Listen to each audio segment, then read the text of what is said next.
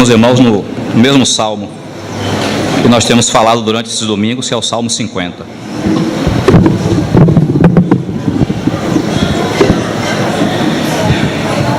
E mais uma vez, enquanto os irmãos abrem, orar mais um pouco diante do Senhor. Agradecemos a Ti, Senhor, porque o Senhor nos fez parte dessa história. O Senhor nos incluiu no Teu propósito.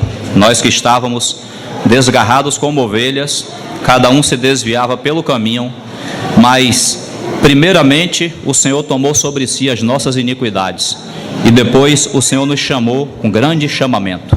Bendito seja o Teu nome. Se estamos na Tua presença, é porque o Senhor nos trouxe até aqui. Que o Senhor seja sempre exaltado, louvado no meio do Teu povo. E de fato, Senhor, estamos em fraqueza diante do Senhor, reconhecendo nossas limitações, tanto quem ouve como também quem fala. Por isso pedimos a substituição do Teu Santo Espírito, que o Senhor nos edifique, que o Senhor nos fale ao coração na Tua palavra conforme a Tua vontade. O Senhor também desfaça qualquer obra do nosso adversário, visando trazer prejuízo, visando agir em contrário àquilo que o Senhor quer fazer nessa manhã. Guarda-nos e, como já foi dito aqui, toma esse ambiente nas Tuas mãos, que todas as coisas colaborem para aquilo que o Senhor quer fazer. Em nome de Jesus nós oramos e Te agradecemos. Aleluia. Irmãos, Salmo 50, nós vamos ler aqui alguns versículos, são 23, não vamos ler todo, mas somente a parte que, se o Senhor permitir, a gente deseja focar hoje. Então, começando no verso 1, o salmo começa assim: Salmo de Asaf. Fala o poderoso, o Senhor Deus, e chama a terra desde o levante até o poente. Desde Sião, excelência de formosura, resplandece Deus. Vem o nosso Deus e não guarda silêncio. Perante ele arde um fogo devorador, ao seu redor esbraveja grande tormenta. Intima os céus lá em cima e a terra para julgar o seu povo. Congregai os meus santos, os que comigo fizeram aliança por meio de sacrifícios. E pulando então para o verso 16. Mas ao ímpio diz Deus: de que te serve repetires os meus preceitos e teres nos lábios a minha aliança, uma vez que aborreces a disciplina e rejeitas as minhas palavras? Se vês um ladrão, tu te comprases nele, e aos adúlteros te associas. Soltas a boca para o mal, e a tua língua trama enganos. Sentas-te para falar contra teu irmão, e difamas o filho de tua mãe. Tens feito estas coisas, e eu me calei. Pensavas que eu era teu igual, mas eu te arguirei, e porei tudo à tua vista. Considerai, pois, nisto, vós que vos esqueceis de Deus, para que não vos despedace, sem haver quem vos livre. O que me oferece sacrifício de ações de graças, esse me glorificará. E ao que prepara o seu caminho, dar-lhe-ei que veja a salvação de Deus.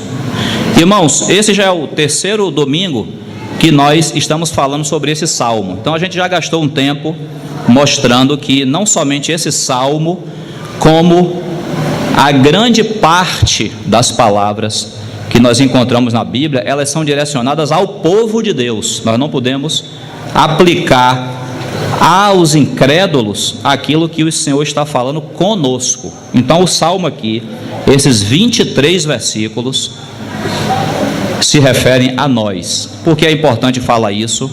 Porque às vezes nós temos uma tendência de achar que quando Deus está dando palavras muito duras, palavras de condenação, palavras de severidade, nós temos uma tendência às vezes de achar que Deus está falando com os incrédulos, e não é verdade. O salmo está repetindo uma ideia que está no restante da Bíblia. Qual é a ideia?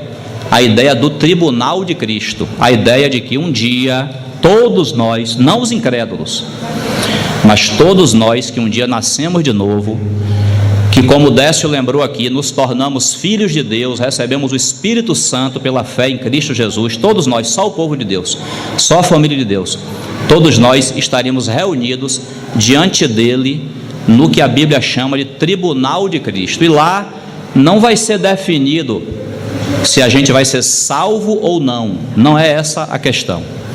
Nós já somos salvos, já temos a vida eterna. Agora, o trabalhar do Espírito Santo na nossa vida é para nos transformar. Também o que Décio falou aqui, é para nos conformar à imagem do seu Filho. Esse é o trabalhar do Espírito Santo. Então, naquele dia, nós já lemos, e os irmãos conhecem bem esses versículos. Naquele dia, o que estará em jogo é o que Paulo, pelo Espírito Santo, diz em 2 Coríntios capítulo 5, porque importa que todos nós compareçamos perante o tribunal de Cristo, para que cada um de nós receba. Aquele tribunal é para recompensa. Receba, essa recompensa será de dois tipos: segundo o bem ou o mal que tivermos feito por meio do corpo, por meio do nosso corpo físico. Então, se nós, enquanto vivermos aqui, formos trabalhados pelo Senhor e fizermos coisas boas, obras boas em Cristo com o nosso corpo, nós seremos recompensados benignamente pelo Senhor.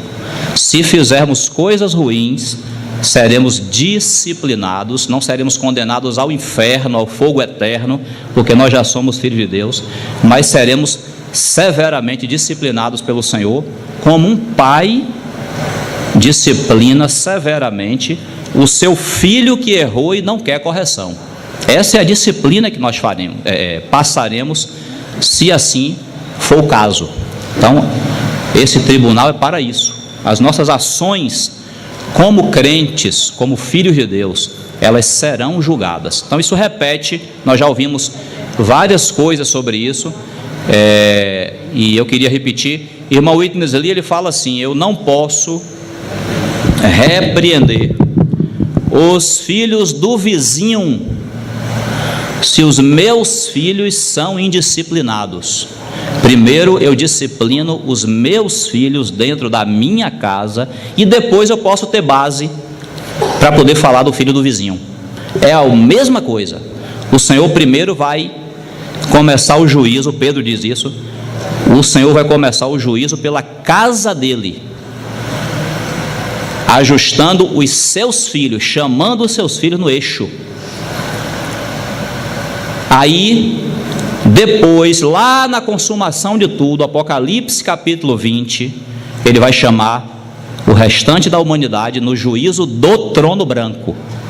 Não estaremos lá, nós teremos sido julgados antes, no tribunal de Cristo. Então esse salmo é todo para isso.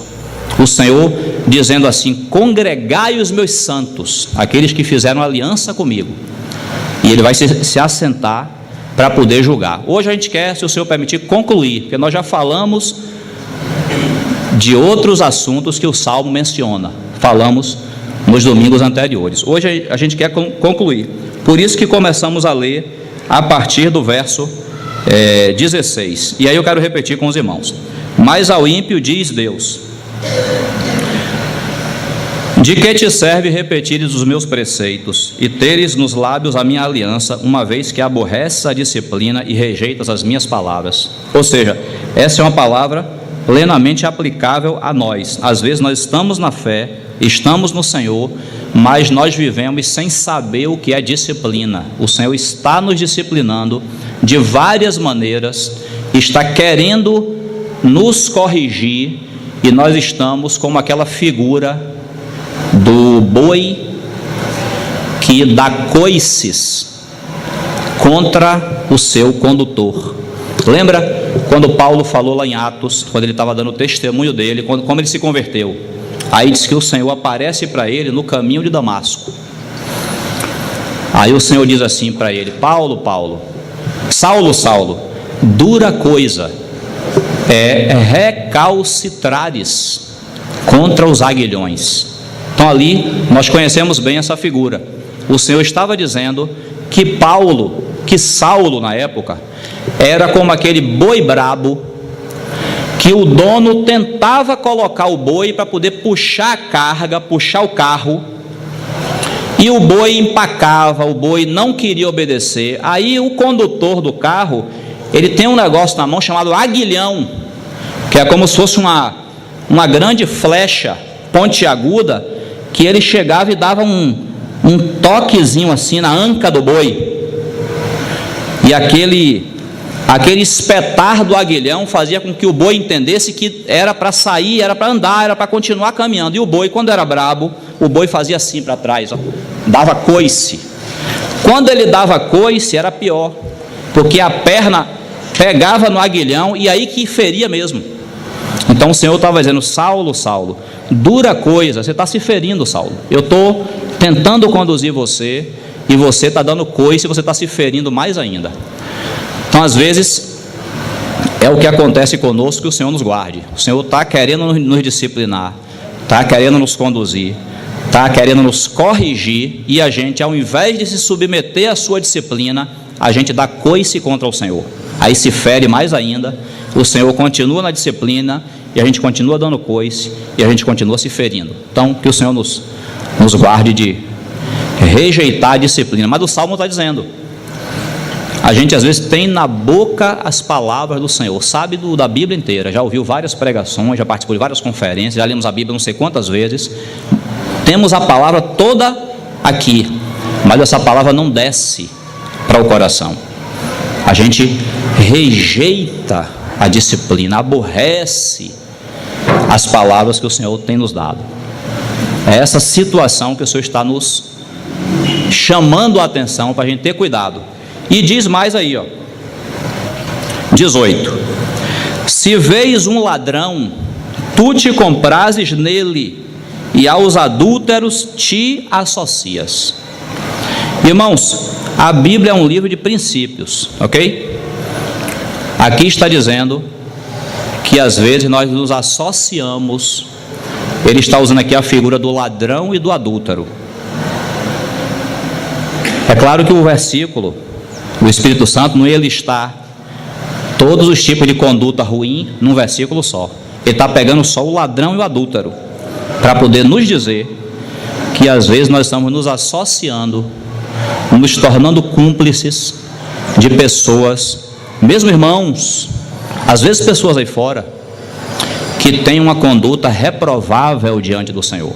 O Senhor está dizendo: você está vendo o ladrão, está vendo o adúltero, e está se tornando amigo dele, está se associando com ele. Irmãos, quando nós recebemos o Senhor, recebemos o Espírito Santo, nós recebemos um Evangelho, nós recebemos um Senhor que seleciona nossos relacionamentos. Hoje, depois que você veio à fé, depois que eu vim à fé, nós não temos permissão para nos relacionar com todo mundo. E aí eu vou deixar claro para você, eu estou falando na linguagem da Bíblia, aquele relacionamento de amizade, de associação, de cumplicidade. Não temos permissão de fazer isso com todo mundo. Qual o nosso critério? O nosso critério é a conduta dessa pessoa em relação ao Senhor. Nosso critério é esse. Não estou falando de amar as pessoas. Amar, Jesus falou para a gente amar até os inimigos nossos. Amar é diferente. A gente ama as pessoas, a gente ora por elas e desenvolvemos certo nível de relacionamento com todas elas. Mas o que a Bíblia está falando aqui é de uma intimidade, é de uma amizade, é de você se tornar cúmplice da pessoa, é você se associar com ela. Tem que ver qual o tipo de conduta dessa pessoa. Tem que ver. Porque se ela é uma pessoa declaradamente ímpia, nós devemos manter distância. Se ela é um irmão ou uma irmã, são nossos irmãos, mas que voluntariamente decidem assumir condutas contrárias ao que nós temos aprendido, nós precisamos ter separação delas. É o que está dizendo aqui. Às vezes, a dificuldade maior é com os próprios irmãos e irmãs na fé. Porque com os ímpios, são ímpios mesmo, às vezes você encontra com eles no trabalho, na escola, dá para manter uma certa distância. Agora, às vezes a pessoa é seu parente, às vezes a pessoa é seu filho, e nós não estamos dizendo para você jogar seu filho ou seu parente na lata do lixo. Nós só estamos dizendo o que a Bíblia diz: cuidado com o nível de relacionamento que você mantém com uma pessoa que expressamente vive em desacordo com o Senhor. Cuidado, tenha sabedoria, tenha cautela. O Senhor está chamando a atenção aqui. Por quê? Porque às vezes nós podemos assumir uma conduta leviana. Não tem diferença, ele é ímpio, ele é declaradamente contra o Senhor, e eu estou abraçando, estou beijando, cuidado. Cuidado. Irmãos, Tiago diz que o espírito que você recebeu é um espírito que tem ciúme de você. Deus tem ciúme? Tem. Você não tenha não. Se você tiver ciúme, Gálatas está dizendo, é obra da carne. Gálatas 5. Mas Deus tem ciúmes dos seus filhos. Quando o Senhor se apresentou lá em Êxodo, dando os mandamentos para Israel, ele falou assim: não farás para ti imagem de escultura daquilo que tem no semelhança do que há no céu, na terra, não as adorarás, não lhe darás culto, porque eu, o teu Deus, eu sou um Deus ciumento. Aquela palavra que na nossa Bíblia tem, eu sou Deus zeloso, no hebraico é ciumento. Porque Deus pode ter ciúme. Deus é puro. Não é o ciúme que eu e você temos. O nosso ciúme, obra da carne. Mas Deus pode. E a Bíblia diz que Ele tem ciúme. Por que eu estou dizendo isso? Se o Espírito Santo estiver percebendo que você e eu estamos nos associando demasiadamente, com pessoas que desagradam a Ele, o Senhor vai manifestar o seu ciúme por nós. Tiago diz assim, vocês não sabem que a amizade do mundo é inimizade contra Deus? Então isso quer dizer, irmãos, que os nossos relacionamentos têm que passar pelo filtro do Senhor. Não nos relacionamos abertamente com qualquer pessoa. Amamos a todos, oramos por todos, mas se associar é outra coisa. Ter a amizade é outra coisa. Eu dou risada porque no Facebook todo mundo é amigo. Fulano quer que você seja seu amigo no Facebook. Sabe que a amizade é aquela? A amizade é rede virtual. Eu sou amigo de um bocado de gente no Facebook, mas é no Facebook. Dali até ter amizade de fato é outra história. Eu tenho amigos no Facebook que são ímpios, não querem nada com o Evangelho. Eu mantenho deles a distância da rede social. A Bíblia está chamando a atenção para os nossos relacionamentos, a profundidade desses relacionamentos. Deixa eu ler uma coisa para você aqui, só para a gente prosseguir. 1 Samuel, pode deixar marcado sua Bíblia no Salmo 50. 1 Samuel é um texto bastante conhecido, eu vou só citar para os irmãos. Eu vou dizer o capítulo.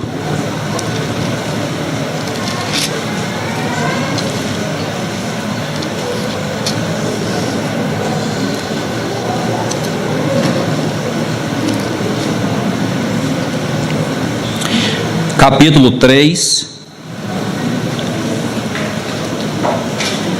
verso 10. Quando o Senhor está falando com Samuel a respeito da situação de Israel, o Senhor aparece para Samuel. Samuel era um menino. 1 Samuel 3,10 diz assim: então veio o Senhor e ali esteve e chamou como das outras vezes: Samuel, Samuel.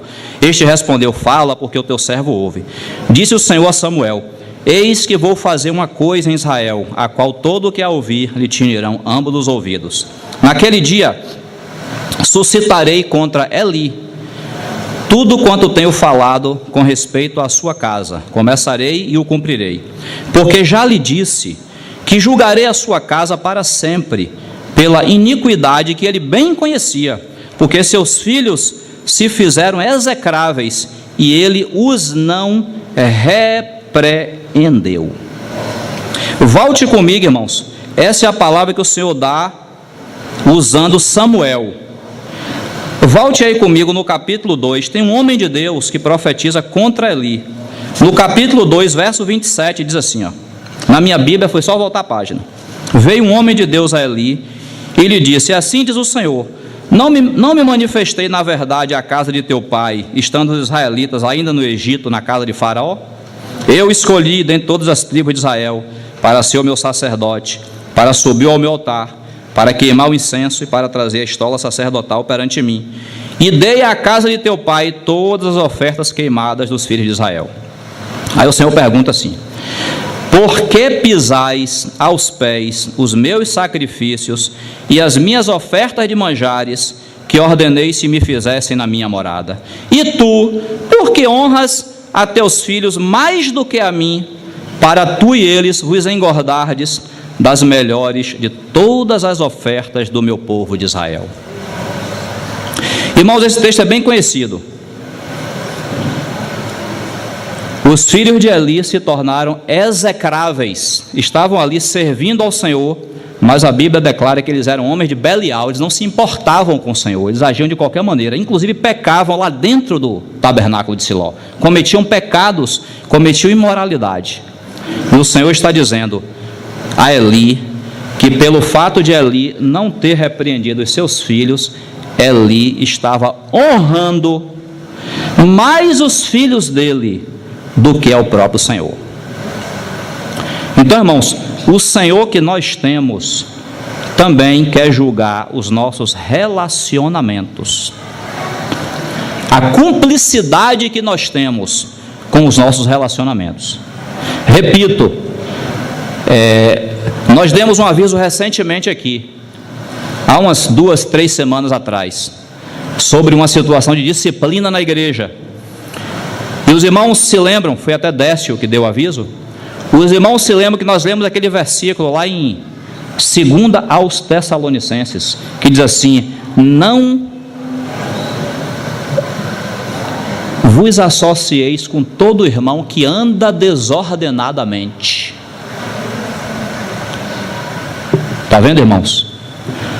Quando há uma conduta voluntária, quando há uma conduta desordenada voluntária por parte de um irmão ou uma irmã, a Bíblia diz, tem que ser disciplinado, e nós não podemos tratar de qualquer maneira, tem que haver diferença, tem que haver separação, e lá está dizendo, para que eles se envergonhem.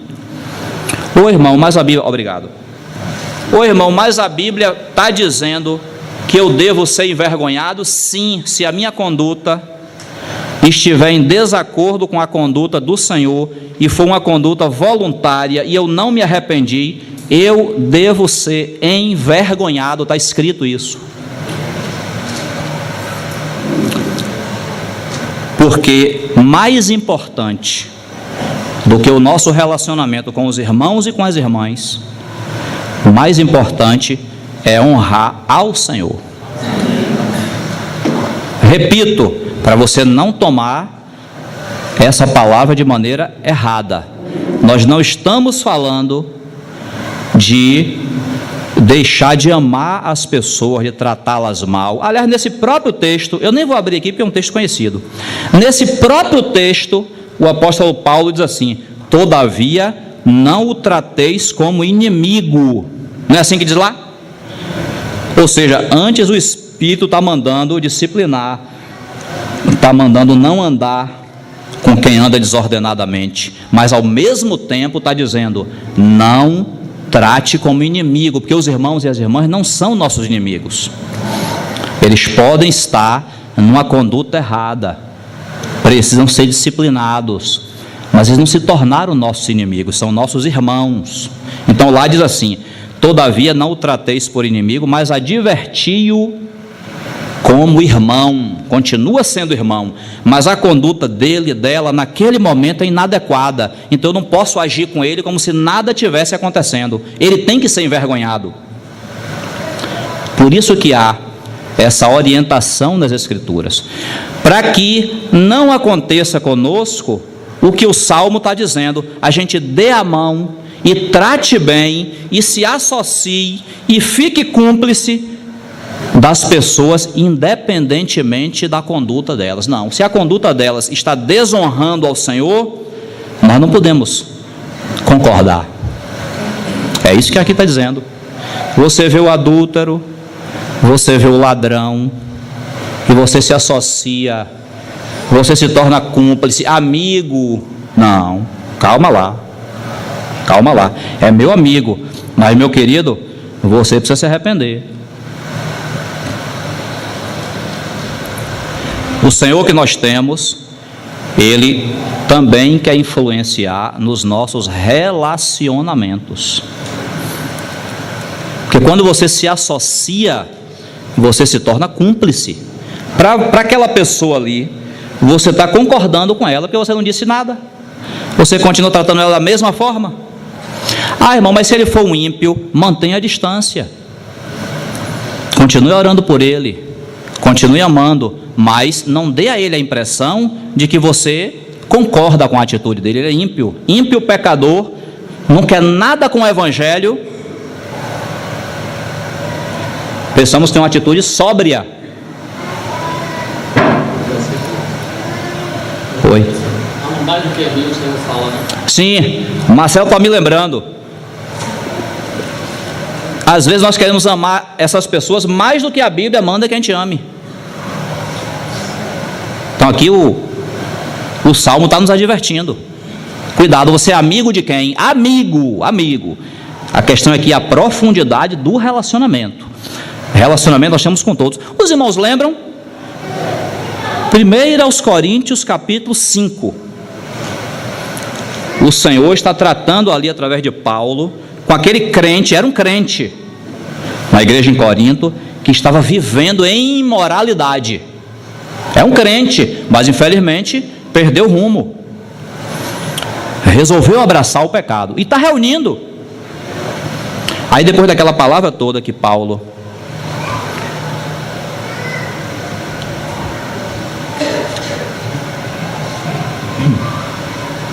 pelo Espírito dá ali para o tratamento da situação, eu não vou abrir não, mas você conhece. Paulo diz assim: já em carta vos escrevi que não vos associasseis com os impuros. Não tem assim? Aí ele diz assim: refiro-me com isso não propriamente aos impuros desse mundo, porque senão vocês iam ter que fazer o quê? Sair do mundo.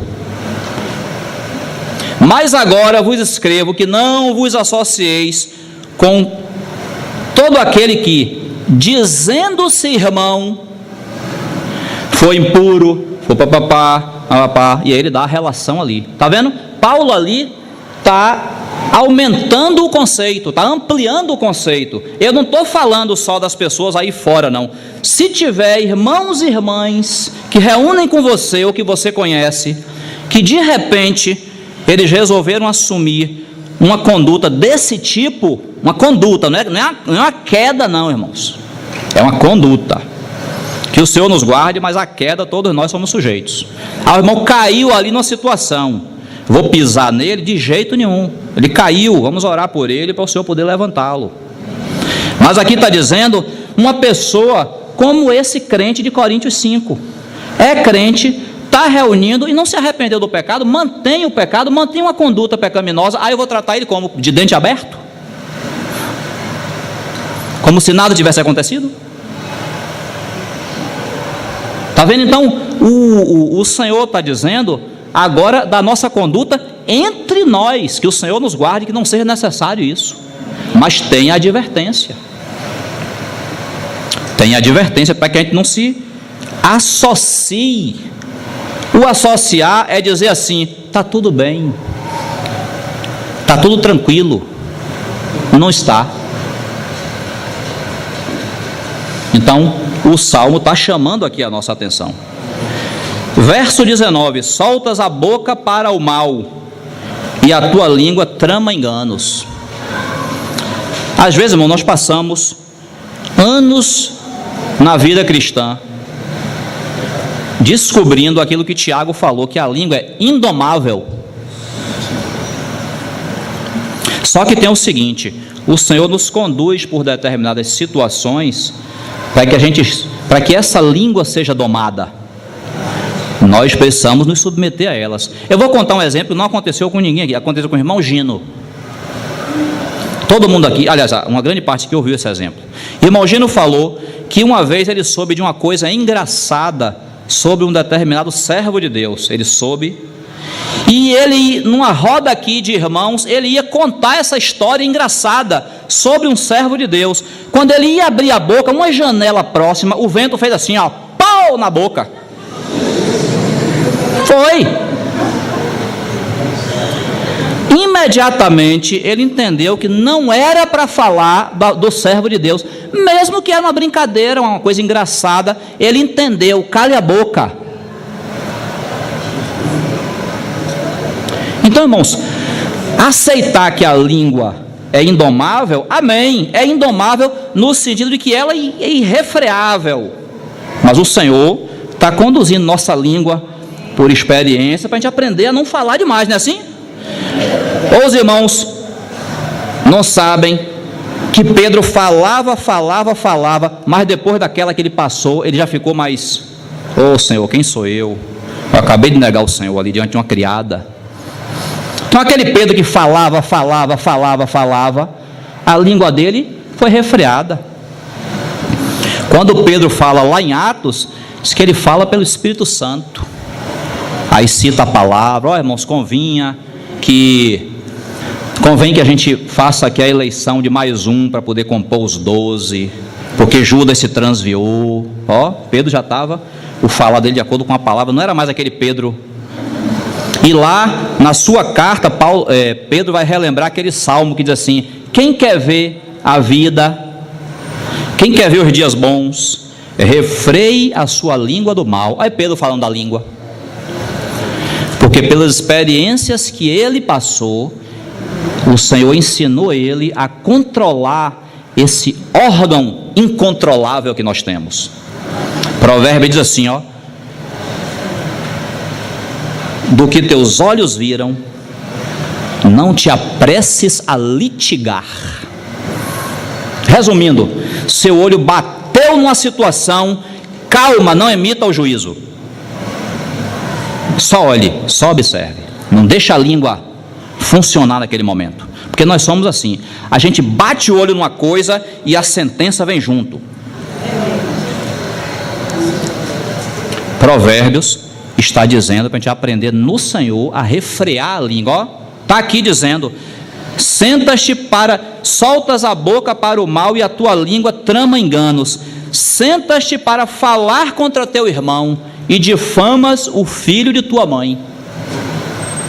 Eu lembro, irmãos, essa é uma situação muito comum.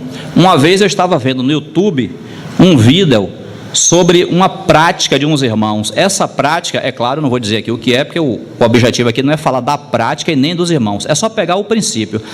O vídeo mostrava uma prática lá de um grupo de irmãos que eu não concordo com aquilo, não aprendemos daquela maneira. Mas veja, embaixo, para quem conhece o YouTube, estava ali os comentários sobre os vídeos, e aí tinha um bocado de gente que provavelmente eram irmãos e irmãs falando mal daquele grupo de irmãos que tinha aquela prática. Aí eu comecei a ler os comentários. Lá pelas tantas tinha um que dizia assim: eu sou católico. Ele dizia assim: eu sou católico. E peraí, deixa eu ver se eu entendi bem. Nos comentários aqui, tá irmão falando contra irmão aqui? Ele perguntava. Deixa eu ver se eu entendi bem. Aqui é irmão contra irmão, é? E era. Porque os próprios irmãos se manifestavam contrários à prática daqueles outros irmãos. Irmãos, às vezes, você e eu temos que reconhecer, nós emprestamos nossa língua para falar dos nossos irmãos, e às vezes com os ímpios. Olhe, uma coisa que você tem que ter muito cuidado. Eu sei que você, aqui não tem muitos novos convertidos, eu sei que você já passou por isso. Você está no meio dos colegas de trabalho, de escola, e o pessoal traz uma situação esdrúxula, que acontece aí no meio dos irmãos, e diz assim: e aí, irmão, você acha o quê? E bota você para dar opinião. Irmão, tenha cuidado. Tenha cuidado para você não estar emprestando sua língua para falar dos próprios irmãos, para dizer assim: isso está errado, a gente não faz, a gente não concorda com isso, não. Quando você diz a gente, no seu pensamento você está dizendo os irmãos que você reúne, mas no dele, que está te perguntando, crente é uma coisa só. Então é irmão falando contra irmão. Então, com certeza, se você estiver no Espírito, o Senhor vai conduzir você a dizer assim: eu não concordo com isso, talvez, mas cada um vai dar conta diante de Deus. Deus abençoe os irmãos. Eu não vou aqui falar mal deles, não, porque são nossos irmãos. Acabou. Corta aquele ímpeto do ímpio de escutar a gente falar mal dos irmãos. Corta. Irmão, eu não concordo com essa prática. Você pode até dizer assim: não aprendemos assim, a Bíblia não diz isso. Agora, cada um vai dar conta a Deus. Pronto. Se os irmãos fazem, eles devem ter um motivo para fazer. Pronto. E sai da disputa, sai ali da cadeira de juiz, para que a gente não seja pego nesse falar mal contra os irmãos. Observe os irmãos, façam uma distinção aqui. Tem gente que diz assim: não pode julgar os irmãos, que Jesus falou: não julgueis para não serem julgados. Só faça uma distinção. Às vezes nós usamos Mateus capítulo 7 de uma maneira indiscriminada. Ali Mateus capítulo 7 é: com a medida com que você medir, vos medirão também. Então isso é o que? É você ver uma situação de um irmão e você sentenciar ele. Você vê, o irmão chegou atrasado, aquele irmão só chega atrasado, nunca vi. Calma, régua de medir. Calma, padrão celestial. Calma, já conversou com ele? Já perguntou por que ele chega atrasado? Já perguntou se você tem até alguma coisa para fazer para ajudar ele a chegar no horário? Se não fez isso, Senhor, o irmão chega atrasado todo dia. Ore por ele. Com a medida com que você tiver medido, vão medir você também. É assim. Agora, não confunda isso com o julgamento que nós falamos antes. Se na igreja há irmãos e irmãs, Deus nos guarde em nome de Jesus. Se na igreja houver irmãos e irmãs com conduta desordenada, eles devem ser julgados, sim. Devem ser disciplinados, devem ser colocados em quarentena, para que eles sejam levados ao arrependimento. É diferente, não confunda esses dois assuntos. Mateus capítulo 7 é para você individualmente. 1 aos Coríntios 5 é para o governo da igreja. Tem que julgar. Paulo diz assim: vocês, com que direito eu vou julgar os de fora? Eu vou disciplinar os incrédulos? Não. Deus vai julgar os de fora. Os de dentro julguem vocês.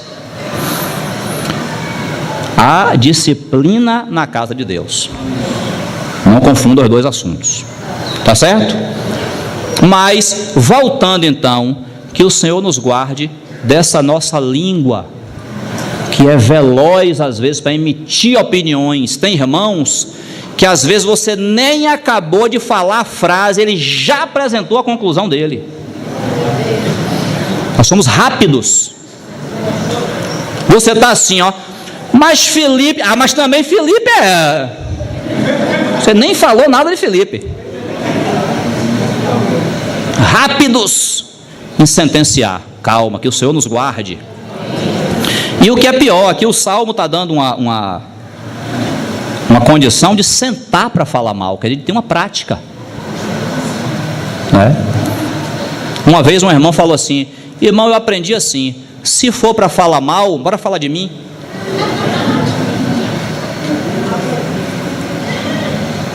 É interessante. Mas é isso, irmãos. Por que isso está mencionando aqui no Salmo? Não esqueça, irmãos, o pano de fundo desse Salmo é o tribunal de Cristo. O Senhor vai perguntar, de acordo com o bem ou o mal que nós fizemos. Ô Luciano, para que foi que serviu sua língua? Para proclamar o Evangelho? Para glorificar meu nome? Ou para falar mal dos irmãos? É o que fez, por meio do corpo, por meio da língua, por meio do braço, por meio do olho. Para que serviu seus olhos, suas pernas? Para que serviu seu corpo? Para fazer, para me servir ou para outras coisas? Ali a gente vai sentar com o Senhor e Ele vai nos julgar e vai nos recompensar. A recompensa vai ser positiva ou negativa, de acordo com o bem ou o mal que nós tivermos feito por meio do corpo. E o outro assunto, irmãos, que o Salmo conclui voltando a um ponto que ele já tinha mencionado. Verso 21 diz assim: tens feito estas coisas e eu me calei. Você já viu um ditado que diz assim: quem cala consente?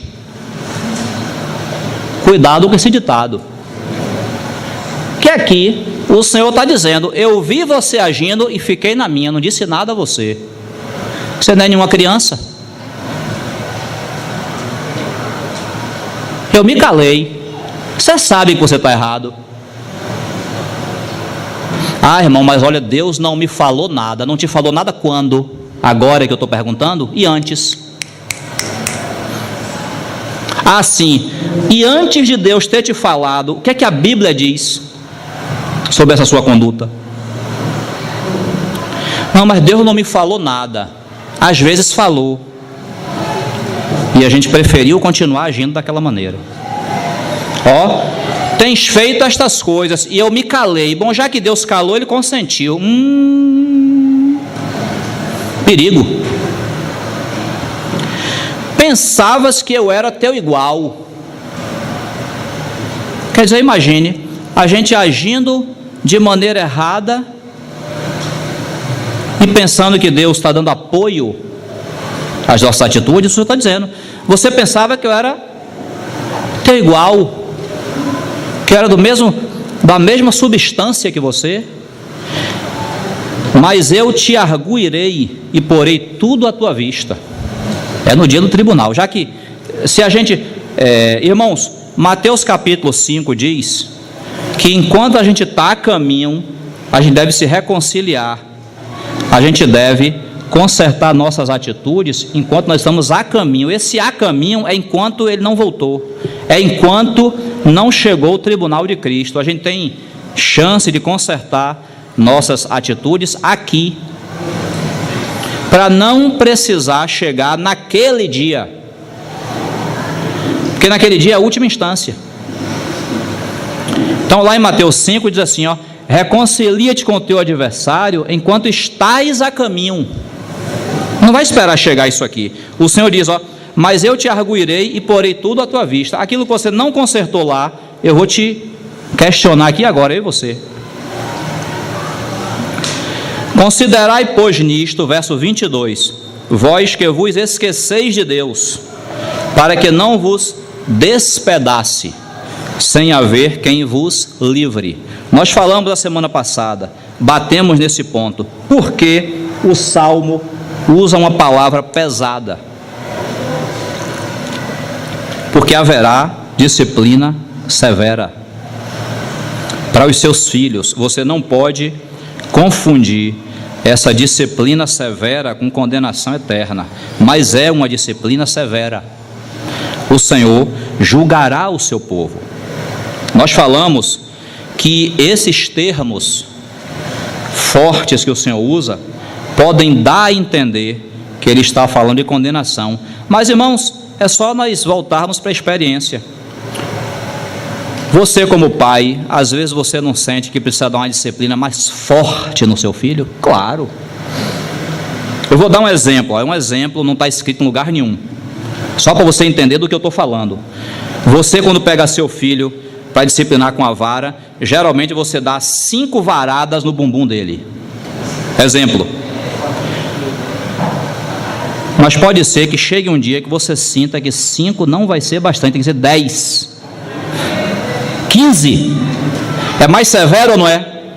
Que o que ele fez foi mais sério e não obedeceu.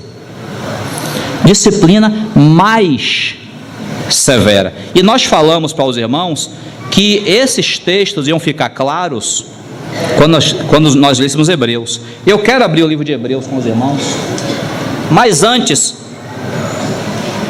volte comigo para o início do Salmo. Olha a figura que o Senhor dá aí no início do Salmo 50, diz assim, ó.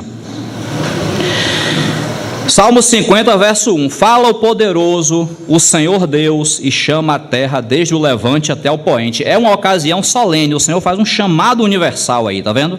Desde Sião, porque o julgamento do Senhor parte da sua base, desde Sião.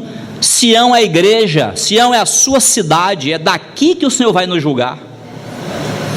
Desde Sião, excelência de formosura, resplandece Deus. Aí diz assim, ó: vem o nosso Deus e não guarda silêncio, perante ele arde um fogo devorador, e ao seu redor esbraveja grande tormenta. Quando você abrir Hebreus lá comigo, a gente vai ler Hebreus capítulo 12, você já pode ir preparando aí. Quando você lê Hebreus, vamos abrindo, vamos falando, você vai lembrar que lá em Êxodo capítulo 20, quem já leu vai lembrar, quem não lembrar, quem não leu ainda, nós vamos lembrar aqui. Irmãos, quando o Senhor, pode abrir lá em Hebreus 12, 18. Irmãos, quando o Senhor deu a lei para Israel, ele vai se apresentar ao seu povo no Monte Sinai. Israel nunca tinha visto a Deus. Então chega ali o primeiro dia, Israel ao pé do Monte Sinai, e Deus aparece no Monte Sinai para poder dar a lei para Moisés. Os irmãos lembram como foi aquele espetáculo? Irmãos, era um espetáculo que dava medo. Eram relâmpagos, vozes, saraivadas, o monte pegava fogo, e o Senhor disse: até um animal se tocar no monte, porque o monte é o monte, agora Deus chegou, o monte é santo. Sem a presença de Deus, o Monte Sinai é o Monte Sinai, agora Deus tocou nele, o monte é santo. Até um animal que tocasse naquele monte seria apedrejado. Aí os irmãos perguntam assim: por que esse Deus de amor? Por que esse Deus que amou o mundo de tal maneira que deu o seu Filho unigênito, para que todo aquele que nele crê não pereça, mas tenha a vida eterna? Por que esse Deus que veio nos buscar, que nos tirou de lá do monturo, de lá do meio do lixo? Por que Deus veio dessa maneira e se apresentou para o seu povo? Para poder mostrar ao seu povo que Ele é tudo isso que nós falamos antes, mas Ele é um Deus santo. Nós não podemos brincar com a santidade dEle. Então Ele fez aquele espetáculo pavoroso para que as pessoas temessem. E é isso que o Espírito Santo está relembrando aqui através do escritor de Hebreus. Aí eu quero ler com vocês 12, 18 de Hebreus. Diz assim, ó: ora, ele está falando com a igreja. Ora, não tendes chegado ao fogo palpável e ardente, e à escuridão e às trevas e à tempestade, e ao clangor da trombeta, e ao som de palavras tais, que quantos o ouviram, suplicaram que não se lhes falasse mais, pois já não suportavam o que lhes era ordenado. Até um animal, se tocar o monte, será apedrejado.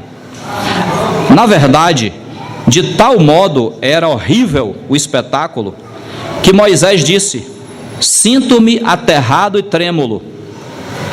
Mas tendes chegado ao monte Sião e à cidade do Deus vivo, a Jerusalém celestial e a incontáveis hostes de anjos, e à universal assembleia e igreja dos primogênitos arrolados nos céus, e a Deus, o juiz de todos, e aos espíritos dos justos aperfeiçoados, e a Jesus, o mediador da nova aliança, e ao sangue da aspersão, que fala coisas superiores ao que fala o próprio Abel.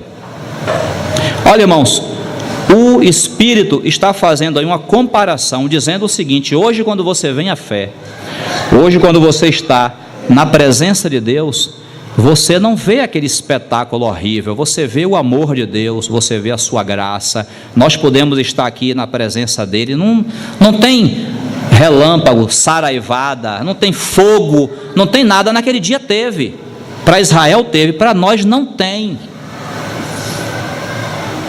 Aí sabe o que é que o Senhor está dizendo aqui na carta de Hebreus? Que a gente pensa que porque o espetáculo hoje não é mais aquele, então hoje Deus mudou com a gente, então a gente vai poder fazer o que quiser e Deus não vai disciplinar a gente. É isso que o Espírito está chamando a atenção nossa. Tende cuidado. Não é assim que começa o verso depois? Leia aí comigo, 25. Tende cuidado, não recuseis ao que fala, pois se não escaparam aqueles que recusaram ouvir quem divinamente os advertia sobre a terra, muito menos nós, os que nos desviamos daquele que dos céus nos adverte, aquele cuja voz abalou então a terra. Agora, porém, ele promete dizendo: ainda uma vez por todas farei abalar não só a terra, mas também o céu. Ora, esta palavra, ainda uma vez por todas, significa a remoção dessas coisas abaladas, como tinham sido feitas, para que as coisas que não são abaladas permaneçam. Por isso, recebendo nós um reino inabalável. Você recebeu? Eu recebi também. Ele está dizendo, por isso, recebendo nós um reino inabalável, retenhamos a graça, pela qual sirvamos a Deus de modo agradável, com reverência e santo temor, porque o nosso Deus é fogo consumidor. Irmãos, qual a necessidade de o Espírito Santo trazer uma palavra forte dessa no Novo Testamento, se ele não soubesse o que ele estava falando? Qual a necessidade de o Espírito Santo comparar o tempo de hoje com aquele espetáculo do Monte Sinai? É para dizer que Deus não mudou, Deus é fogo consumidor. Se nós formos levianos, se nós agirmos de qualquer maneira, achando que Deus é amor, que Deus tem uma graça infinita e que nós não seremos disciplinados, nós vamos quebrar a cara. Irmãos, a Bíblia está metendo medo? Não está metendo medo, não, está metendo pavor.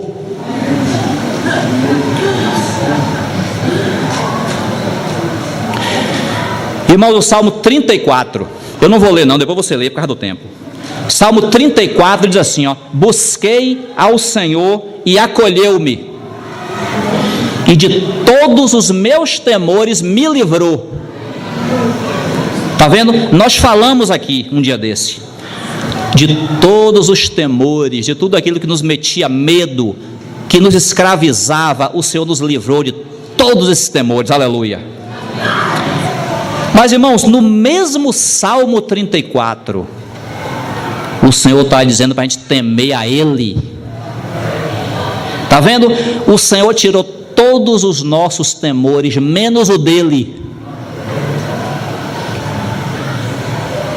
Porque se nós não temermos ao Senhor, nós vamos tocar na santidade dele, ele vai precisar nos disciplinar. Então, os irmãos, estão vendo? Por que Hebreus traz uma palavra tão forte? Porque o Salmo 50 diz assim: cuidado vocês que se esquecem de Deus, para que ele não despedace vocês. Essa palavra despedace não é condenar o inferno, é disciplinar severamente. Lembra de Eliseu? Eliseu foi subindo, tinha acabado de receber o ministério de Elias. Aí diz que saíram os meninos e começaram a gritar assim, ó: sobe careca, sobe careca. Aí Eliseu olhou assim e amaldiçoou eles em nome do Senhor. Olha que coisa séria. O Eliseu precisava. Porque quando eles disseram assim, ó: sobe careca, além do desrespeito, eles estavam se referindo porque Elias tinha acabado de subir um carro de fogo. Eles estavam brincando com aquilo que não se brinca. Aí a Bíblia diz que do mato saíram 2 ursas e despedaçaram 42 meninos. A palavra despedaçaram não é mataram, é deram a surra. E eu acho que nunca mais na vida aqueles meninos brincaram com ninguém. Tá vendo? Cuidado, vós que vos esquecer de Deus, para que Ele não vos despedace, para que não tenha necessidade de Deus dar uma surra em você. Porque a Bíblia está dizendo: nosso Deus é fogo consumidor, porque Ele nos ama, Ele nos recebeu, Ele nos deu a sua graça, Ele nos deu um reino inabalável, mas nós precisamos servir a Ele, como diz o versículo, com reverência e santo temor. Eu não faço o que eu quero, eu não brinco de qualquer jeito, eu não falo tudo que vem na minha boca, eu não faço tudo que eu tenho vontade de fazer. É reverência e santo temor. Irmãos, essa palavra de Hebreus, nós já temos batido aqui há muito tempo. Hebreus foi um livro escrito para velho convertido.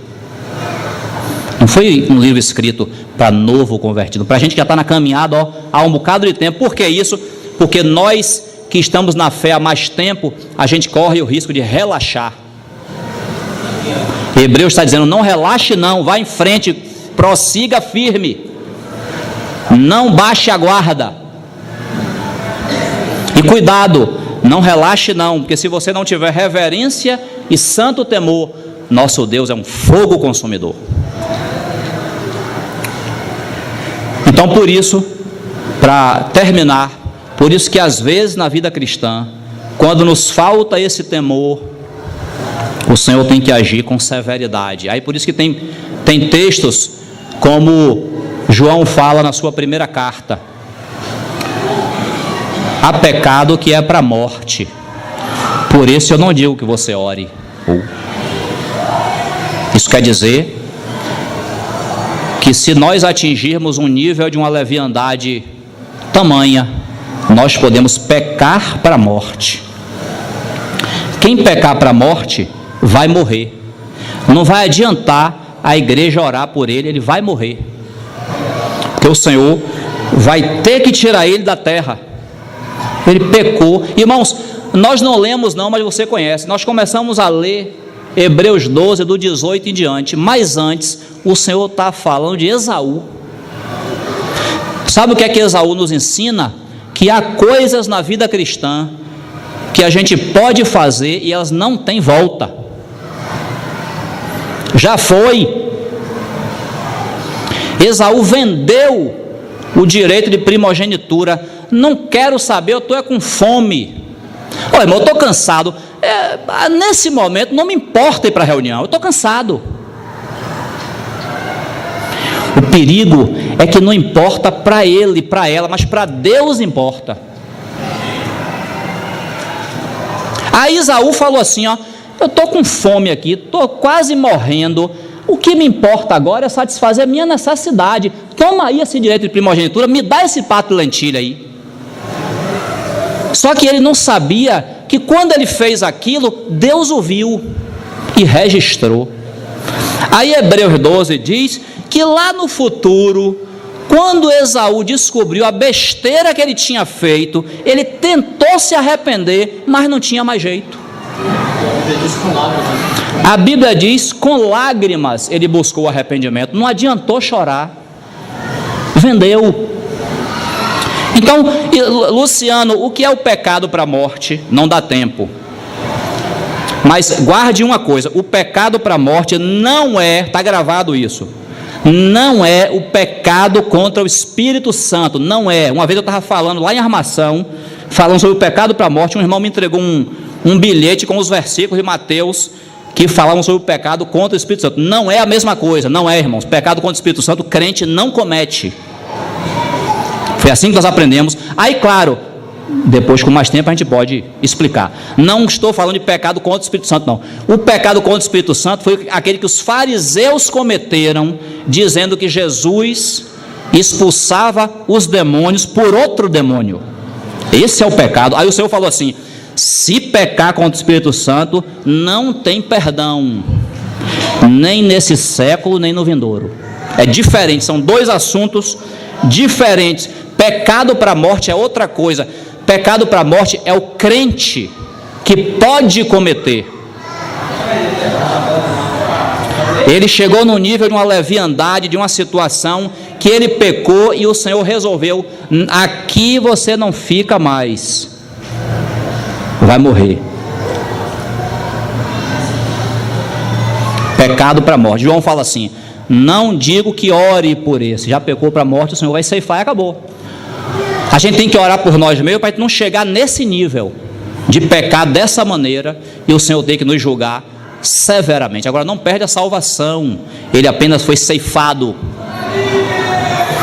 É por essa razão que há entre vós muitos fracos, doentes, não poucos que dormem. Às vezes morreu. Por que morreu? Porque pecou. O Senhor teve que julgar. Irmãos, termino por aqui. Que o Senhor nos conduza a um viver de reverência e santo temor. Isso não nega o amor de Deus, isso não nega o fato de sermos filhos de Deus, de Ele cuidar de nós, de Ele nos dar de tudo que precisa. Não nega, não nega, não nega. Isso nos fala da nossa atitude. Nós não podemos ser levianos. Paulo falou assim, ó: a graça que Ele me deu não foi vã. Paulo aproveitou toda a graça que o Senhor deu a ele para trabalhar, para servir, para crescer. Nós não podemos deixar essa graça, todo esse investimento que o Senhor fez em nós, ser vão. Amém? Porque o nosso Deus é fogo consumidor. Um dia estaremos perante o seu tribunal, o tribunal de Cristo, para sermos julgados como seu povo. Amém? Que o Senhor nos ajude, tenha misericórdia de nós. Senhor, pedimos a tua misericórdia sobre as nossas vidas.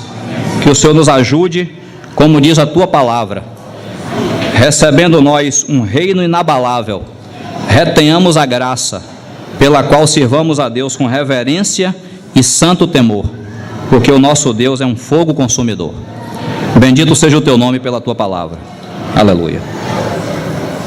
Gostaria de enfatizar dois versículos que Luciano citou aí. O Senhor, nos evangelhos, ele fala que amar mais a pai, não é isso? Mãe, filhos, ou seja lá quem for, mais do que não é digno de mim. Então, o Senhor, ele precisa estar na nossa vida em absoluto primeiro lugar. Nem pai, nem mãe, nem filhos, nem esposa, nada deve ter esse lugar de preeminência, senão o próprio Senhor. E no texto de Hebreus que Luciano citou, o texto diz o seguinte: não haja impuro ou profano, como foi Esaú, o qual, por um repasto, uma sopa, vendeu o seu direito de primogenitura. A Bíblia está nos exortando que não deve haver entre nós tal tipo de pessoa. E uma das características dos tempos do fim que nós estamos vivendo hoje é a perda da sensibilidade espiritual, a perda do temor do Senhor. Então, Hebreus vai nos exortar que esse mesmo espírito que se manifestou na vida de Esaú não haja em nós. Leviano, profano. Quem é profano? Aquele que torna comum as coisas que são santas, aquele que torna comum o que é espiritual. Nós precisamos ter cuidado. Luciano falou claramente: não podemos falar de qualquer maneira, não podemos pensar de qualquer modo. Precisamos medir as nossas palavras, precisamos pensar antes de falar, para que a gente não fale besteira e caia no mesmo engano de Esaú. São palavras sérias, que nossos ouvidos estejam atentos para ouvir que possível que nós estejamos caindo nesse erro. Uma outra coisa que eu gostaria de enfatizar, que Lu falou aqui, quem falou sobre há pecado que eu não quero que rogue, você lembra quem foi que falou?